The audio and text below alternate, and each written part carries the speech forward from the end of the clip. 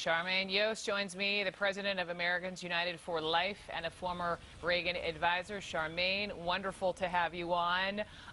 You know, as close to President Reagan as you were, I have to imagine, I keep saying he'll almost be like the 12th man on stage, you know, Wednesday night. And you're also wondering if these candidates will try to out-Reagan one another. What do you think President Reagan would think of this crop of candidates? Well, you know, that was really pretty nostalgic to see those clips, and it is really, really remarkable to be going into this season with kind of the heritage of Ronald Reagan in this party. And I think the poll that you've been talking about leading into this segment is really kind of significant because you have two front runners, and really we should be talking about them as two front runners and not really focusing completely on Donald Trump as the front runner, because Ben Carson is kind of coming along as the yin to Donald Trump's yang. Yeah, and so that's really significant because we've been talking a lot about how Donald Trump is so aggressive and forthright and really even negative. But you can't miss the fact that Ben Carson comes along and he's pulling up because he's a positive person. He's much more optimistic, much more polite. And I don't think we can miss that because really the American people, I think, are saying by putting both of them kind of on the same level that they're looking for an intersection of those two. And that's kind of what the Reagan legacy is when you put the positivity and the negativity together, the aggression, but with that still polite, happy optimism, that's leadership. And that's what the American people are ultimately going to go for.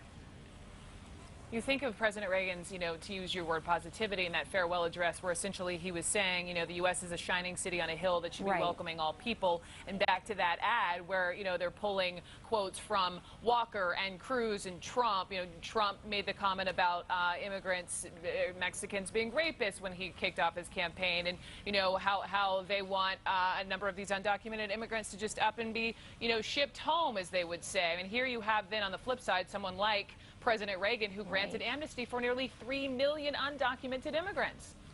Well, see, here's the thing. I think you're making an important point, which is even though we keep talking about the positives of Trump and Carson and where people are polling positively, we can't miss the negatives, too.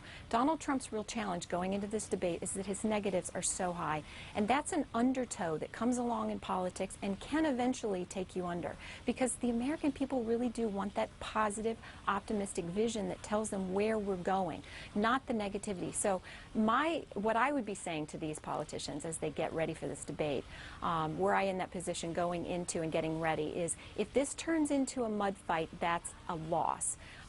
Because you can't interpret Trump in that way, because what people are excited about, what they're responding to, is his aggression and his staking out this hashtag winning.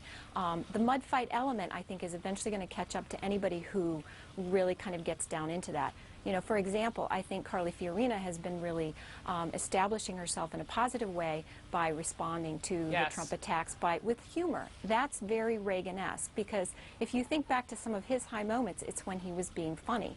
Now, he could be funny and tough at the same time. You think back to where he talked into the microphone and said, we begin bombing in 30 seconds, talking about Russia. You know, it was a slightly aggressive thing, but it was tinged in humor. And that was the way that he managed to really still be strong and forceful and project leadership, but doing it in a way that was approachable and accessible to people.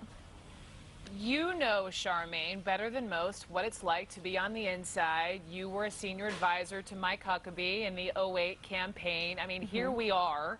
What are we, almost 24 hours away? Right. What would you be doing this close to the debate with your candidate? Well, I think one thing that I would be emphasizing for all of them is at the same time that we're looking at Trump and Carson, who, you know, are being considered the front runners, together they are only polling at 50%.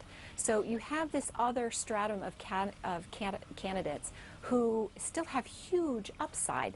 It's really more about their trajectory at this point than the discrete place that they're at right now. And so this debate is So what's the number one piece of advice you would give someone knowing that?